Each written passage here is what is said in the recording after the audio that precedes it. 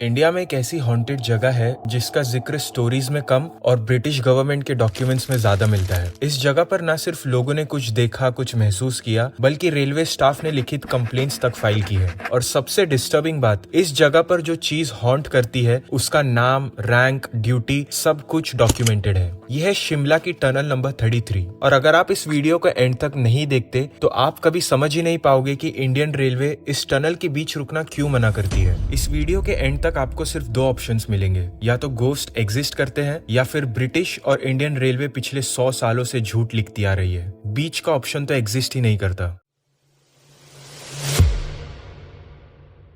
शिमला सिर्फ hill station नहीं था, ब्रिटिश राज के लिए ये समर कैपिटल भी था। हर साल पूरी सरकार यहाँ शिफ्ट होती थी। फाइल्स, ऑफिसर्स, वेपन्स, पावर, सब कुछ। प्रॉब्लम सिर्फ एक थी, शिमला पहाड़ियों के बीच फंसा हुआ था। इसलिए ब्रिटिश एम्पायर ने डिसाइड किया माउंटेन्स को चीर कर एक रेलवे बनाएंगी। और यहीं से शुरू होती है इंडिया की सबसे अनकंफर्टेबल गोस्ट फाइल।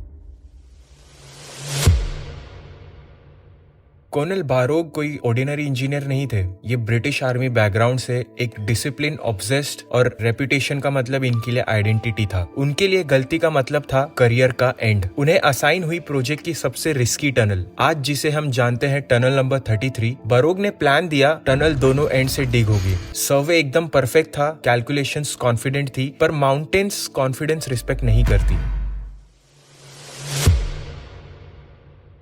महीनों बाद जब टनल के दोनों एंड्स मिलने वाले थे, सर्वेयर्स चौंक गए। अलाइनमेंट मैच ही नहीं हो रही थी। सिर्फ कुछ फीट का एरर, पर ब्रिटिश इंजीनियरिंग के लिए ये एक डिजास्टर था। मीटिंग्स हुई, रिपोर्ट्स लिखी गई, फाइन इम्पोज हुआ। कर्नल बारोग को पब्लिकली ह्यूमिलिएट भी किया गया। और यहीं से गोस्ट स्टोरी शुरू नहीं होती, यहीं से साइकोलॉजिकल कोलैप्स शुरू होता है।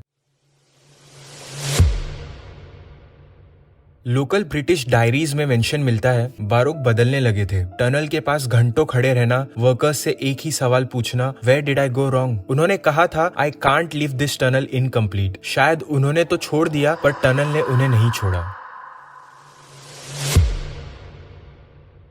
और फिर एक शाम कर्नल बारोग अपनी यूनिफॉर्म पहने पिस्तौल के साथ टनल के अंदर गए। कोई फेयरवेल नहीं, कोई लेटर नहीं, सिर्फ एक गन शॉट। ब्रिटिश रिकॉर्ड्स कहते हैं suicide inside the tunnel. Body मिल गई, केस क्लोज कर दिया गया। पर प्रॉब्लम ये थी, टनल साइलेंट नहीं रही।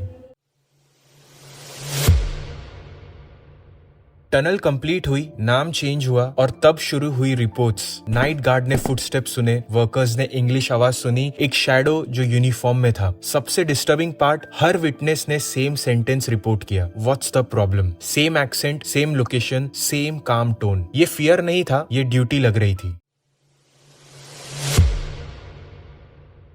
इंडिया में हजारों हॉन्टेड कहानियां हैं, पर टनल नंबर 33 अलग क्यों है? क्योंकि ब्रिटिश लेटर्स सर्वाइव करते हैं, रेलवे स्टाफ के लॉग्स मिलते हैं, कंप्लेंट्स ओरल नहीं रिटन है। इंडियन रेलवे ऑफिशियली इस बात को डिनाई करती है, पर कुछ अनऑफिशियल रूल भी एग्जिस्ट करते हैं। टनल के बीच रुकना मना है, नाइट ड्यूटी अवॉइड होती है, और कुछ सुनो तो रिएक्ट मत करो। और ये रूल्स बिना वजह के नहीं बनाए जाते। साइंस बोलती है एको, इंफ्रासाउंड और हेलुसिनेशन, पर साइंस ये एक्सप्लेन नहीं करती why same figure, why same words, why only this tunnel. और सबसे बड़ा सवाल, अगर ये सिर्फ इमेजिनेशन है तो 100 साल से इमेजिनेशन सेम क्यों है?